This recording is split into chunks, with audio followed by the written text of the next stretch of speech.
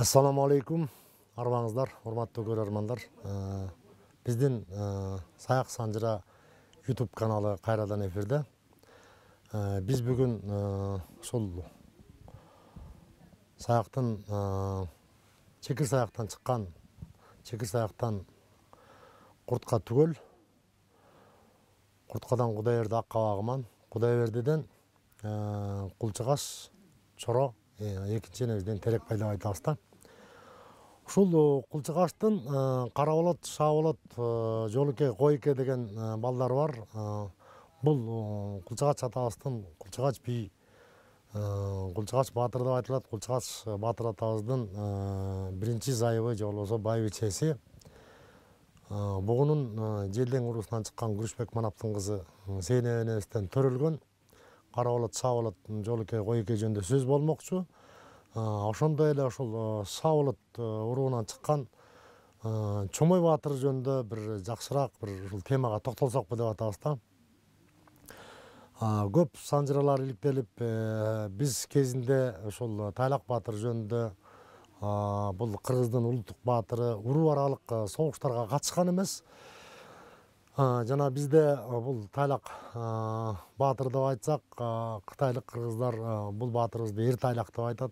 Ошондой эле Алыбек баатыр жөнүндө дагы азын оолак кеп кылдык элек, бир эки көрсөтүү жасаганбыз. Ошо бүгүн ошо Тайлак баатырдын кеңешчиси, Тайлак баатырынын ушул жигиттеринин бири Чомой баатыр жөнүндө сөз кылмакпыз. Бүгүнкү ушул керемет суусамыр жергесине келип, ушул Чомой баатырдын туулган жеринде ушул эли менен жолугуп, ушундай жакшы бизди жакшы кабыл алышты, конок катары чакырышкан. Жана ушул керемет жайлоодо боз үйдө тартып атабыз. Ошол бүгүнкү биздин боз үй студиябызда өзү ушул кулчугач баатырдын кара болотунан чыккан Мураталы Кыйшыков агабыз отурат. Көп көрсөтүүлөрдү айтабыз. Саяк санжырасын 42 жылдан бери иликтеп келет деп жана Солто санжырасын жазган. Сиз эми ушул кара болот, шаа болот, жолуке, койкеден кандай аталыктар кетет? Ушул жөнүндө кеп кезеги сизде болсо, Мураталы ага. Ассаламу алейкум. Жалпы кыргыз бир туугандар. Эми берден сөз кыла турган болсок, кулчугаштан эле баштайлы. Ошо кулчугаштын биринчи энебизден, Сейнеп энебизден кара болот, шаа болот, жолуке, анан койке. Анан кийин бул кара болоттун 3 баласы бар да. Кадыржан, Кожотой, Токтогон деген. Кадыржандан болсо Жаныш, Чал, Жаманбай деп кетет. Анан тиги Кожотайдан болсо Оозук, Үммөт, Өмүрөк деген 3 баласы бар. Токтогондон болсо Борке, Борболой, Элчибек, Бердике деген 4 бала. Бул кичүү баласынан да. Ал эми азыркы биз сөз кылып аткан шаа болот, Чомой баатыр тууралуу айтсак, ал болсо шаа болоттон тарайт. Шаа болоттон менде, ырай менде. Анан кийин экинчи аялынан болсо жамгырчы же болсо бабыш деп коет да. Ошол ырайдан тараган 4 бала, Кулбарак, Кемпирек, Айдар, анан Асанбай деген 4 бала да. Ошо бул биз сөз кылып аткан Чомой баатыр атабыз, ал болсо Айдардан тарайт да. Айдардан болсо эгиз бала, бул болсо Чомой Нанай деген 2 бала болгон. Бул убагында бул өкө тең баатырлардан болгон. Булардын эмесинен тарых таржымалынан баштай турган болсок, бул казыркы Солто элинин ичиндеги Жоо чалышта Бишкек деген баатырдын кадимкиле Бишкек Батырдын. Бишкек Батырдын кызынан кетет да. Ошо кызынан кетип, ал болсо көлдөгү бугу элинде турмушка чыгып, андан Шекер деген кыз төрөлөт. Мына ошо Шекерге Айдар үйлөнүп. Айдар үйлөнөн ошондон Чомой Нанай, Ошондон Чомой Нанай деген 2 бала төрөлөт, эгиз бала. Булардын тактыры ушундай жаш кезегинде ошол атасы Айдар каза болуп калып. Булар ушу балакатка жетеликте каза болуп калат го дейм, Айдар, Айдар жаш кезегинде каза болуп калат. Анан кийин каза болгондон кийин жакын тууганы Менденин тукумунан Нияз деген ошо ал мезгилде ошо башы бош аялдарды баш байлап коюшкан да. Анан ошо мен алам деп ошо Нияз Шекерди эметкен, Шекер мен турмушка чыкпайм деп ошо каршылык кылат да. Ушул Нанай менен Чоңойду алып алып ушул анан кийин бууга кетип калган жер бар го дейм, Анан кийин ошо мага тийбегендеги миңге тиеткенсиң деп анан ошо эмчигин жара чаап, анан ошондон Шекерени 2 баласын куржунга салып алып, анан кийин көтөрүп түнү менен качып ушу таарынып кетет турган да. Таарынып көлгө кетип калат да. Балалык чагы ошо көлдө бугу элинде болот. Ошо убагында тайтасынын, тайкелеринин козу койлорун багып, ошо багып жүргөндөн кийин козуларын таладан союп жеп, көп жолдошторду чакырып алып, анан козуларын союп ушундай берешендик эмеси бар экен да. Ошентип чоңоет. Анан ошо тайларынын козуларын аргынга союп таратып турбайбы? Таратып, анан ошо тайлары келип айтат да, бул Шекерге. Бул шабалалатыңды кой дебейсиңби деп. Ушундай айтат да, анан ошондо эмеге Чомойду. Чомойду коюп. Чомой Нанайды. Анан кийин ошондо Шекерене айтат, эгерде мен ошондой жер каратма бала кыла турган болсом, анда Ниязга деле турмушка чыгып алат элем да. Ошо негизи ошо Нияз өзү кардуу киши болсо керек. Анан ошо жакпаган үчүн турмушка чыккан жок да. Мындай көңүлүнө туз келсе анда чыгат эле да. Ошо жактан мен бияка төркүнүм деп силерге келип атсам, силер болсо баламды эметип атасыңар. Батырбай кодулап. Кодулайсыңар. Анан кийин убагы келгенде ошо кайра төлөп берер деген сөздү айтат да. Анан ошентип жүргөндөн кийин 13-14 жашынан баштап ошо Кашкарга чейин барып, ошол жактан жылкы чаап келип, анан кийин ошо кийин айдап келген убагы болот да. Баардык ошо тайларынан ошо баардык ыгын-чыгымынын баарынан кутулат деген санжыра бар, ушундай. Ошо айдап келип, анан ошондо Шекерене айтат экен, мынакей баягы жок болгон эмеңердин баарын тең мынакей төлөдү деп. Анан кийин ошо менен бойго жетип калган убакта ошо төртүндө бул эмеге келет экен. Чүйгө.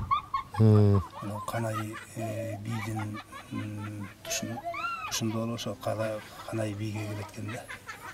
Сөзүңүз каралчы, кийинки сөзүңүздө Мураталы байке жанагыл Кокон хандын убагында деген бул тарыхый маалыматтарда да бар экен да, санжырада да айтылат. Ошолдон Кокондун кутумдары, чалгынчылары мындайча айтканда соодагерлер болгон экен. Татар соодагерлер, Ногой соодагерлер, еврей, жүйүт соодагерлер, бухардык еврейлерчи.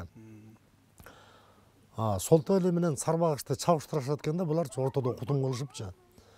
Мына ошондо анан тиги Канайга Чомой Батыр келип атат да. Ошол мезгилде Чомой Батыр келет да. Ошо келгенде өзүнө ошо Канай бийдин Канай бийге келген ошо моңолдор тукуму уруусунан Балпак дегендер келет да. Келип аларда батыр чыккан жигиттер болот. ошолор болсо азыркы мезгилде ошол Панфилов районундагы Жайылма деген айылда, Парсес деген айылдарда ошо азыр ушул күндө жашап турат. Тукумдары бар.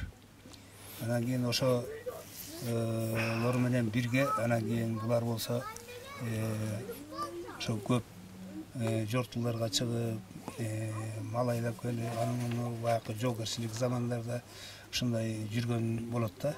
Жанагы айтып аткан Сарбаш ажы менен ошо чабышкан убакта ошондо дагы ошо Чомой, Нанай, Балта, Балпык деген ошо баатыр Бир топ эрликтерди баатырлыктары көрсөткөн дейт, өнөрлөрүн көргөзөт да, согуштук өнөрлөрдү. Мында ага Канайбийге келген себеби Канайбийдин экинчи айылы Күмүшене ошол Шаболоттун эжелеринен болот да. Эжелеринен болуп ошо жезде деп келишкен да. Эжесинин ошо жакынсынты ошо жестесине ошо. Эми карап турсаң ошол бир жанагы бир кызык сер бар эмеспи? Сиз айтып атпайсызбы? Чомой менен Нанайдын энеси Шекерене ошол бугунун кызы депчи. Бишек баатырдын бир кызы буга турмушка чыгып, анын кызы кайра ошол Айдар атабызга тийип, ошондой болуп турбайбы? Эми дагы Атантай Талактын тайлары да бул солтолор. Бишек баатырдын дагы бир кызы Нават эне ошол Рыскулбектин чоро саяктарынан Рыскулбек эне баш байлап турмушка чыгып, ушундан Атантай Тайлак деген туулап атпайбы? Баягы анын күмбөзүнө да Атантай Тайлак баатырлардын күмбөзүнө да барып биз ушундай көрсөтүү тартпадык белек. Ошол жерде Атантай Тайлактын баягы эми сөздүн ыңгайына келтирип Атантай Тайлак эгиз деп жазылып калган да, бирок тарыхый маалыматтарда бул эми такталган маалымат 1796-жылы Атантай туулган, Тайлак туулган, 1794-жылы Атантай 1996-жылы Тайлак туулган деп жүрөбүз. Эми ушул Чомойдун жашына келсек, Чомойдун жашы ушул 1785-жылдар деп айтылат да, Чомой баатырдыкычы. Кайтыш болгон жылы 1834-жылы. Жанагы Тайлак баатырга бул кеңешчи да болот. Анан Тайлак баатырдын баягы айтканда оң колу дагы сыяктуу болот. Үзөңгүлөшү, жана Кемпир баатыр, Чомой баатыр, анан да айтып атпайсызбы? Бөбөтөй, Чыбытай, Токочор, Кемпир, Бердибек, Кербенбай, Акбалбан, Алдаяр, Чомой, Теке деген баатырларда үзөңгүлөш болгон да. Эми ушунун ичинен ушул көп санжыраларга, тарыхый булактарга мындай таязак Чомой баатыр бул Тайлактын кеңешчиси да болгон, Тайлактан улуу да болуп атпайбы, бир 11 жаш улуу болуп атат. Анан ошо Тайлакка тетеле баатырлар болгон деп айтылат негизичи. Анан ушул жерден жанагы биз ошо барып баягы былтыр бир көрсөтүү тарттык элек го. Акталанын Актерек деген жеринде ошол Кемпир баатыр, Чомой баатыр экөө коюлган. Ушул жерде элдин арасында санжырада аңыз кепте ушундай айтылат. Атантай Тайлак, Кемпир баатыр, Чомой баатыр үчөө атташкан депчи. Тирүү болсок бир дөбөдө, өлсөк бир чуңкурда болор деп. Анан дагы ушул эрдиктерин айтсаңыз, Чомой баатырдын. Бул болсо андан кийин бул Кетмен төбөдөгү Саруу элиндеги Сатыке бийге дагы ошо Кокон баскынчыларынан алдын туруп ошо Сатыке бий менен да чогуу үзөңгүлөш жүрүп калат да. Сатыке баатыр деп да айтылып калат да. Үзөңгүлөш жүрүп, ошо элди жерди коргоп жүрүшүп, акыры Сатыке Кокон баскынчылары менен согушта ошо каза болгондон кийин Чомой менен Кемпир баатыр экөө бул Тайлак Атантай Тайлак баатырларга барып анан ошол жакта да жүрүп калат да. Ушунун ортосунда дагы бир сөз бар. Шуну дагы айта кетсеңиз. Бир дагы айтып кете турган нерсе, жана башында айтып кетпедикпи, Бишбек баатырдын кызы Нават бул Атантай Тайлактын энеси деп. ошо Атантай тайлак менен жанагы Шекердин энеси экөө бир тууган болуп бөлө жагы дагы болуп калат да. Бөлө жагы да бар да. Экөө эже сиңди болот да. Анан кийин ошо менен бул ата жагынан дагы жакын бир тууган болуп Атантай тайлак. Эне жагында ушундай жакындык бөлө болосу. Бөлө жакындыгы бар да. Ошо Атантай тайлак менен көптөгөн эрдиктерди көргөзүп, үзөңгүлөш жүрүп, кайсы бир жылдарда ушу Кожомкул айылында ушу жол жүрөктө Чомой баатыр ушу биз турган жерде азыр азыркы турган жерде ошол жерде туруп калган экен. Ошондо бул кетмен төбөдөн туз алып келгенге эмелерди жиберет да. Оодук, Өмүрөк, Асанбек, Оодук, Асанбек, Үмөт. Анан кийин Өмүрөк өзү болуп анан кийин ошону жиберип жолдон кетип баратканда бул ал убакта Кокон хандыгына баш ийип калган бул Саруу элиндеги Коолек деген баатыр ушу Сусамыр ичинен бул элди сүрүп чыгам деп ошо келаткан болот дагы. Ошо жанагы төртөөнү жолдон Шамшыкалга тузга барышат кетме төбөдө Шамшыкалга. Шамшыкал тузга баратканда ошолорду келип кармап алып анан кийин элиңер каякта деп анан жол көргөзгүлө деп анан ошо менен келатып анан жанагы жетимдин тоосу деп коет. Аяк жактын баш жагы бүттөн туюк болот да. Анан ошол жакты жолду алып барып ошол жакка көргөзүп, аларды камап, аларды болсо байлап жанагы төөгө арткан экен. Ошондо айткан экен тиги Оодукту оңдоп байла, Асанды абайлап байла. Абда байла. Үмөттү үзүлгөнчө байла. Анан кийин өзүн дагы эметип анан кийин баягы кетип ошо жолду менен кетип бараткандан айткан экен. Жакшылардын алдында жая кескен кестигим деп ушундай кестигимди оосуна эметип тиштетип кой. Мен антпесен кыйкыра берем деп. Өмүрөктүн айткан сөзү да. Өмүрөктүкү. Анан ошо кезде баягы оосуна тиштегенден кийин артылып бараткан баягы аркандын бир жак эмесин кесип анан ошондон бошонуп анан кийин баягы бул кайыптан бүткөн жөөгүлүк адам экен да. Өмүрөк ата. Анан кийин анын сөөгү ушу жол жүрөктөн могу жерде Кожомкулдун эстелиги турат го. Ошонун бир жагында күмбөздөр бар. Ошол жерде коюлган деген бир аксакалдардын сөзүн угуп калдым элем да. Ошо сөөгү ушул жерде деп. Анан ошо киши баягы аттан түшүп алып анан кийин өйдө төмөн ылдый көстө түшүп баягы жоонун эмелерин алаксытып шайын оодарып анан кийин келип ошондон кыйкырган экен. Өлгөн Чомой өлдүңбү, талган Чомой талдыңбы, биякта жоо басып каптап келатат деп ошондой эметкенде таңга жуук болуп анан кийин Чомой атанын кемпири ошо түндүк тартканы чыгып тирешкен. Таң аарганда. Ошо анан кийин баягы үнүн угуп калып анан кийин Чомой атага келип айтат дейт.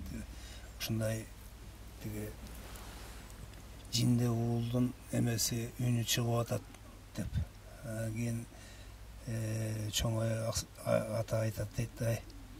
Сен болсоң жинди уулдун үнү кулагыңа сиңип калган го. Алынын кеткенине канча күн болду? 4-5 күн болду.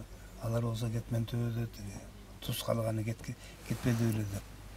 Анан ошол антимип айтып эметкенче бир чай кайнам убагы болду дейт. Ошо мезгилде келип туруп жөө күлүктүгүнө салып ошо ушул жол жүрөккө келип калган экен да. Ошол жердин ортосу болжол менен азыр мындай болжол менен айтканда 30-32 километр жер болот да. Анан ошо күлүктүгүнө салып катуу келип өзү токтоно албай ошо көпкө жерин убара кылып элди эме карматчы эмес экен да. ошо аркан тосуп, боз үйдөн боз үйгө аркан тосуп, анан ошо жеңеси илегенге тиги туз салып анан по деп барып, анан ошо чепкенен аңтара байлап артына ошентип алып чуркап ошону карма, анан кийин артынан барып анан кармаганда ошо токтоп кадимкидей жылкыча окуранып анан кийин токтотчу экен ошо. Өтө ашынган күлүк го дейм. Күлүк. Эми бул күлүктөрдү айтсак, бул калмак мезгилиндеги Солтоо элиндеги Кошой бийдин дагы ушундай күлүктөрү болгон да. Алар болсо Асылбаш элинен Дорбо баш, Койкоң Назар, Кытай элинен Чоң Таман, Жанагы тоң жеринен чыккан Сулай деген да күлүк бар. Согон жогожо күлүк деп айтылат. Булар болсо ушундай жылкыга жетишпеген күлүктөр экен да. Басканда тоо болобу, ой болобу, булар бир калыпта ушундай чуркаса дагы ушундай чуркап бир нече күндүк ат менен жүргөн жолду басып өтүп кеткен күлүктөр болгон экен да. Кийин ошолордун бири ушул Өмүрөк атада ушундай жөө күлүк болгон экен. Жана Мурат Алып аке ошол Өмүрөк келип Чомойго кабарлап, анан Чомой барып ушул окуяларын айтып берсеңиз, ушул Сусамырдын суусунан дарыядан кийимдер агып, калпактар агып, анан кишилер агып, тияктан ушул Тайлак баатырга кабар жетти дегенде ушул Тайлак баатыр айтат го, аякта 3 лачын бар депчи. 2 лачын, ушул баягы темадан немесинен чыгып кетпей кайра кебиңизди уласаңыз.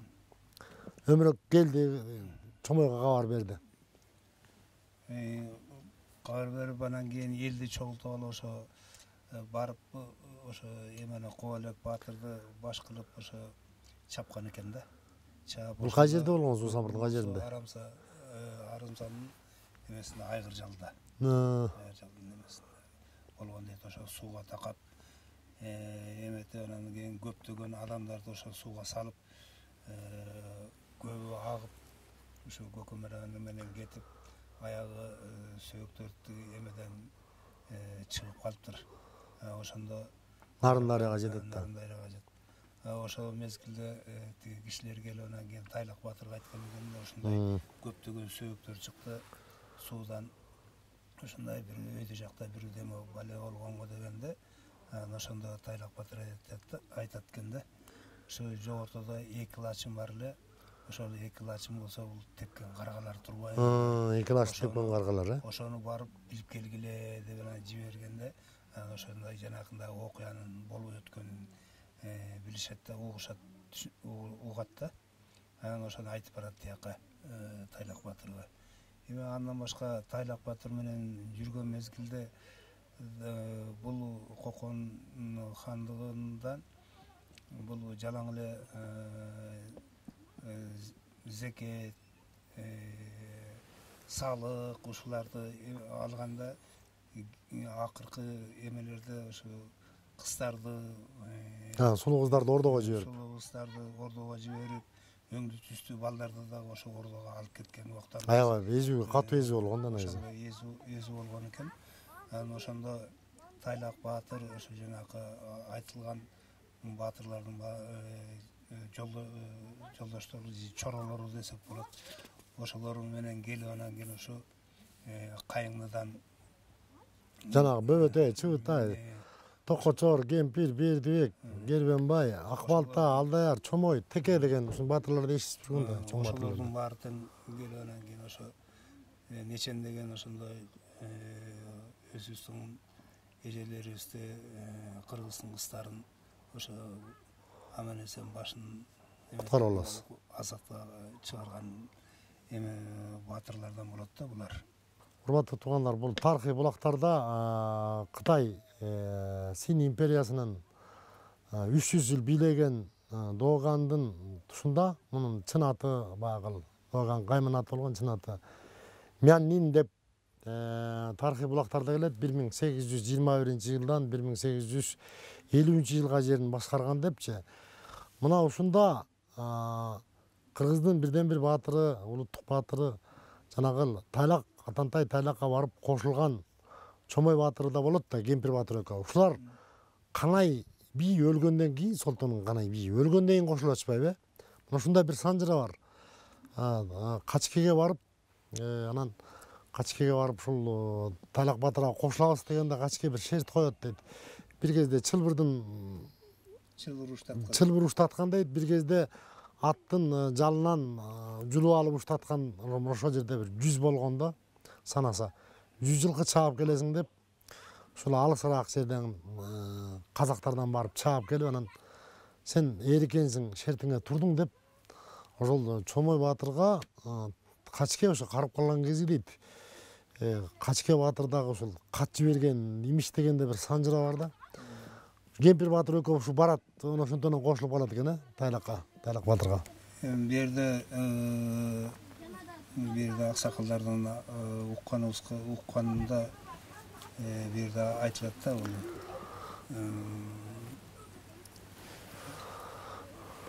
Качке баатыр чындыгында Чомой баатырга айткан экен. Сени болсо ушундай баатыр деп баатырды ууп жүрөм. Баатырлыгыңды бир көргөзүп бир эмеге жортулга чыгып келбейсиңби? Эме жортул деген бул мал айдап келип элди багуу, Жылкы чапмай болгондо. Чаап элди баккан кишилерге ошо жортул дешкен да. Кийин ошондо эмесеңиз чылбыр уштатыңыз деп бир айтат, бирөө болсо келатыр, ошо аттын куйругуна аңгармады дейт, же болбосо ыйык жалынан жулганда ошо жүзгү чамалуу ошо эме чыккан деп айтат да. Ошону жүз баш экен деп, анан ошондо бул эми Кыргызстан ушул жерлери, Кыргыз жеринен эметпей ары, Кыргызстан ары, Кыргыз казактан ары барып, ошол жактан барып анан кийин чаап кел деп эметкен экен да. Эми ошо мезгилде кайсыл жерде экени ошо эсиме чыгып кетти, бирок ошо бул Казак Кыргызстан эмес, башка жерден барып анан ошо чаап жылкыларды тийип алып келген экен да, ошо 100төн ашык жылкыларды алып келип. Анан ошондо ошо Иледен чаап келген дегенде маалымат бар да, ушундайчы. Качке болсо ошо ыраазы болуп, анан кийин мынакей жана башында айтып кетпедимби, ошо экөөнүн эки жагынан, ата жагынан да, эне жагынан да ушундай жакындыктары бар деп, ошо Тайлак баатыр менен үзөңгүлөш жүрүп калышкан. Анан кийин бу жерден баягы көп эмелерди эметип жүрдүк. Бул балалык чагында Канайда жүргөн мезгилде бул Нанай менен Чомой экөө эмеге кетишет да, аңга чыгып, кийик улап кетип, аңга чыгып ушундай кеткен мезгилде, анан кийин бул тиги Арал жактан Түлөберди деген баатыр, казактын баатыры келип, анан ошо айылды чаап, анан шекер энени кошо алып кетет да. Олжолоп. Анан кийин ошо олжолоп алам деп ушундай эметкенде айтат да, ушундай менин 2 балам бар.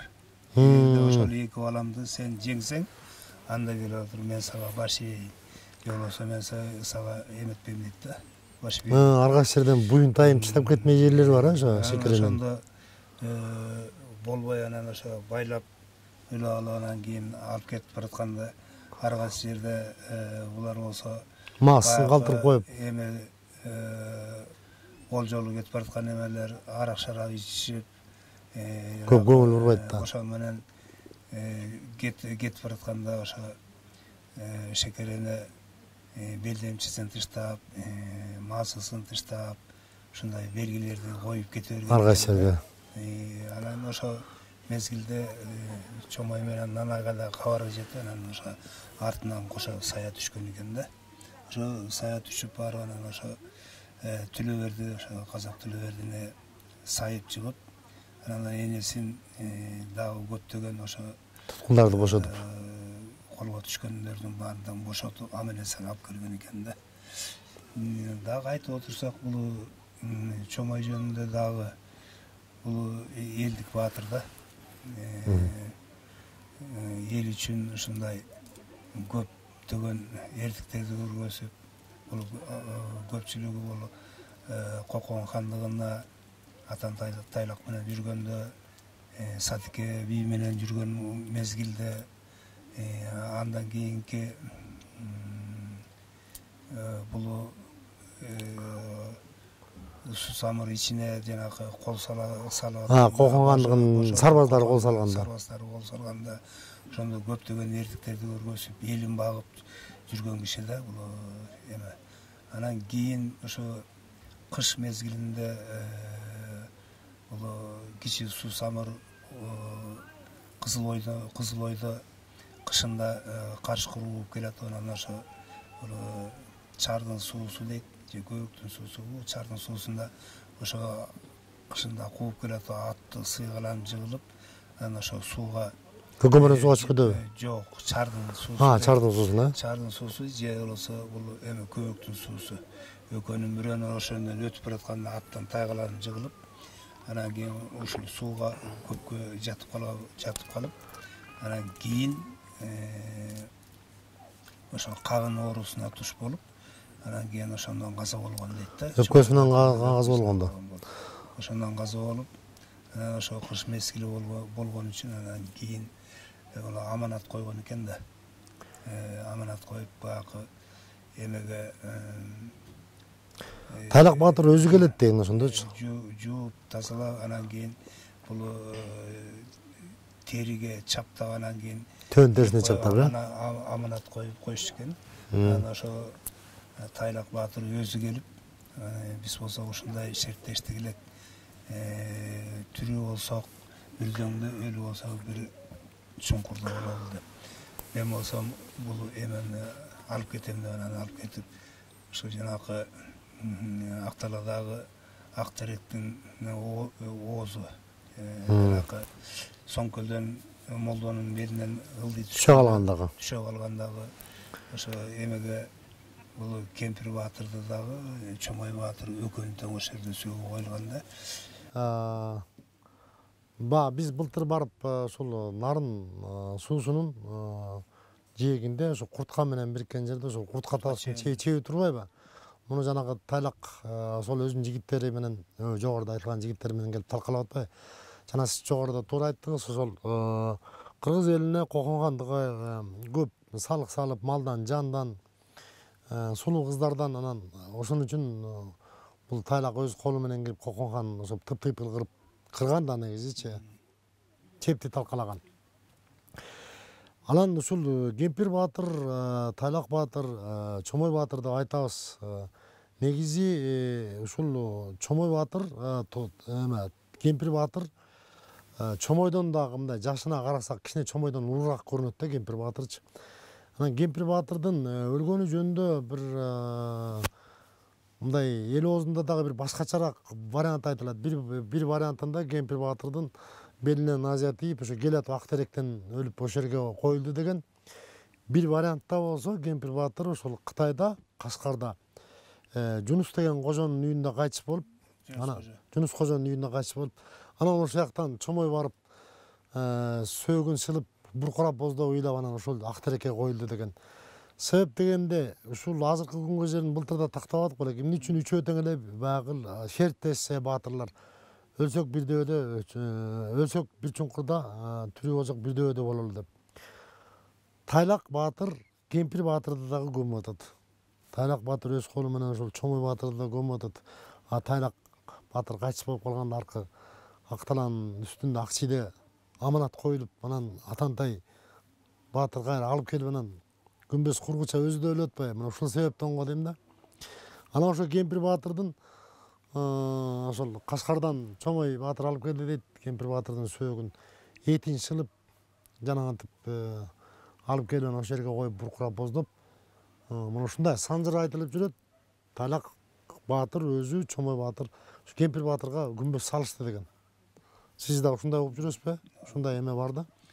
Анан кийин бул Атантай Тайлактыкы экөөнүкү бир жерге коюлуп, берки экөөнүкү берки эменин оосуна Акчарга. Актерек эмесине оосуна коюлган дыгы боюнча менин өзүмдүн жеке оюм, баягы тигилекке коюлгандан кийин Кемпир Батыр менен Чомой Батыр коюлгандан кийин баягы туугандардын эмеси боюнча ошо Атантай Тайлак экөөнүкүн бир жерге коюп койсо керек да. Балким. Экөөнүн эмеси же болбосо ошончолук эгерде эмете турган болсо бул Тайлак Батыр анда үчөөнүн сөөгү бир жерге коюлмак да.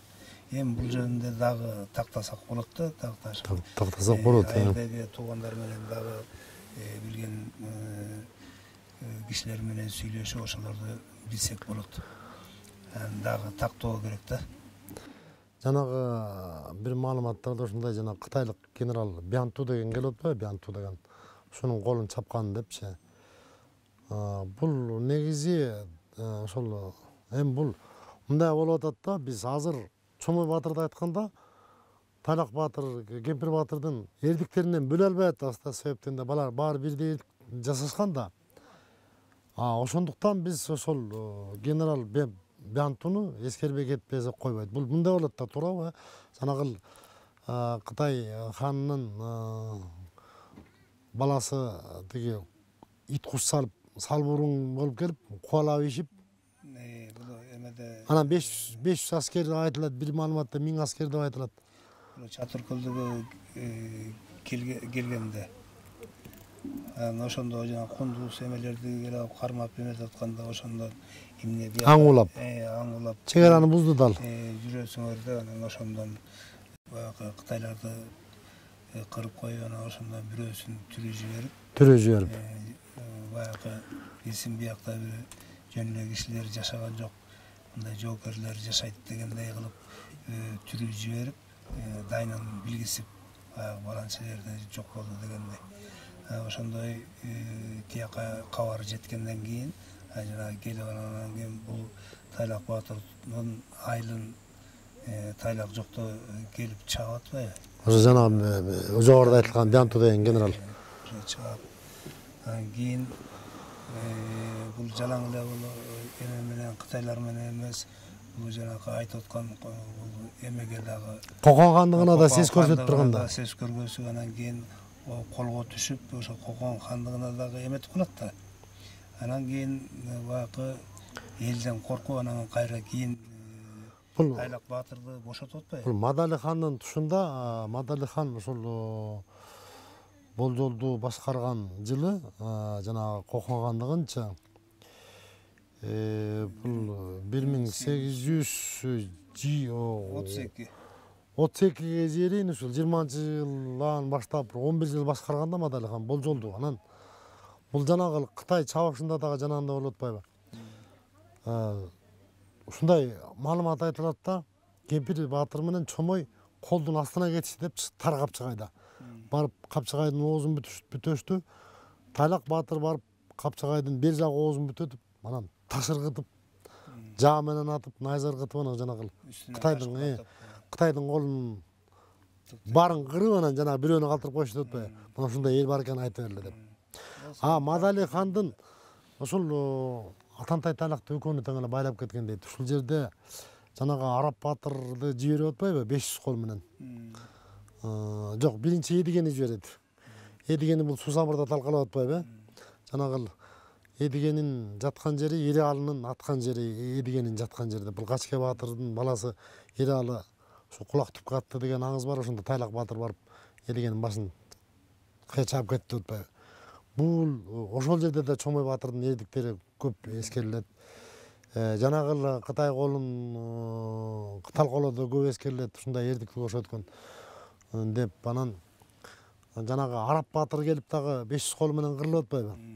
Ушунда Мадали хан жанагы эмени жиберет экен.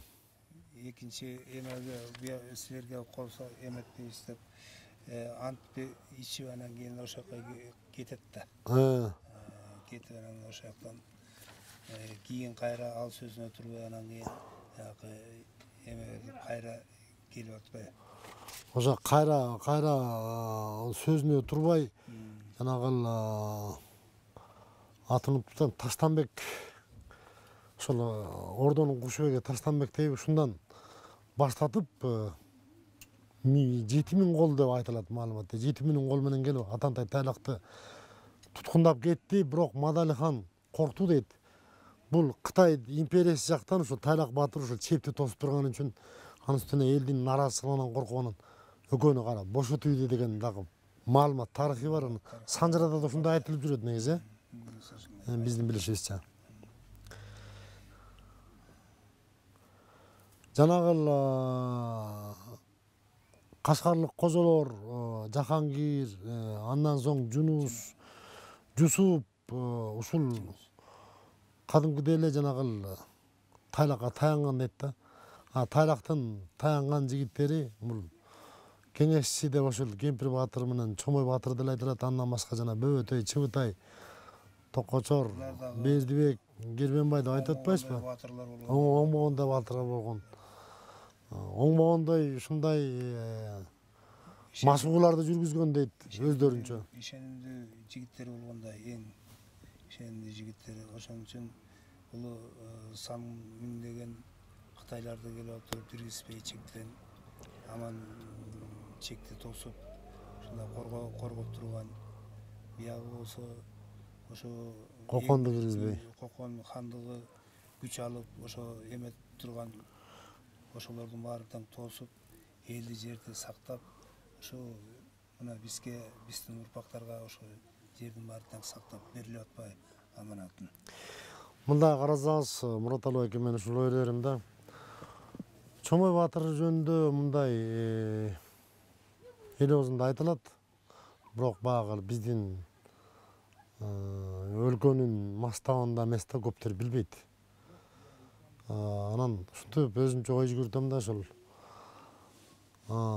Тайлак баатырдын баягы жигиттери болуп ошо Тайлак баатырдын көлөкөлөрүнө калып калса керек да, ошо Кемпир баатыр жанагылар.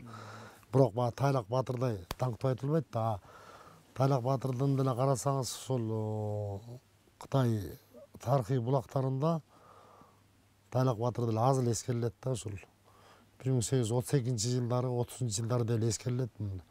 Өтө бай булак жок да эмечи. Муну тиги белгилүү жазуучу Шүкүров Кешенали атабыз Тайлак баатыр деген китебинде кеңири белгилеген да. Мына урматтуу көрөрмандар,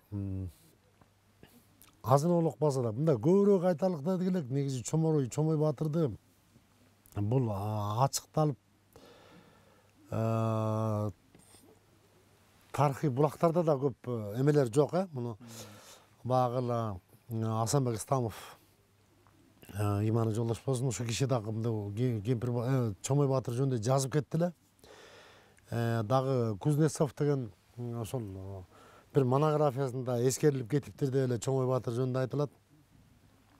Кытай булактан негизи жанагы Тайлактын жигиттери, Кемпир баатыр, Чомой баатыр, Бөбөтөй, Чыбытай, Токочорлор жөнүндө мындай айтылбайт да. Тайлактын өзү эле айтылат.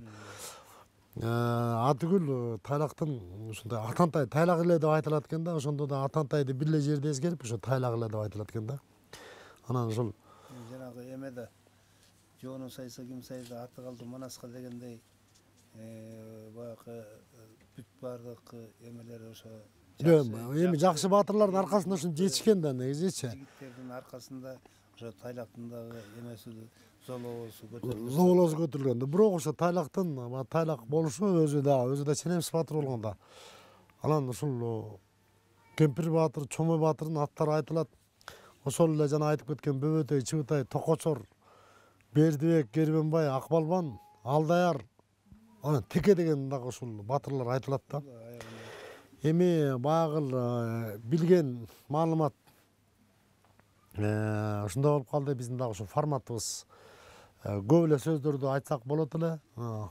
Азын кеп кылдык деп ойлойм.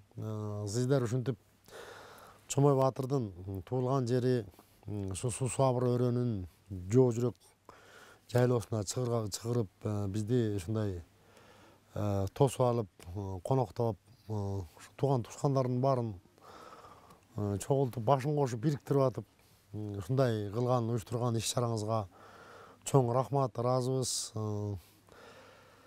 Ушул аз убакыт гана болуп калгансыды жанатан бери көп эле нерсени айткансыдык. Балким дагы көбүрөөк нерсеси калып калгандыр. Дагы ушул эмки чогуланган жерин балким биздин YouTube каналда дагы кошумча алымчалар болор. Негизи мындай баатырлар жөнүндө чын баягы уккандар бар.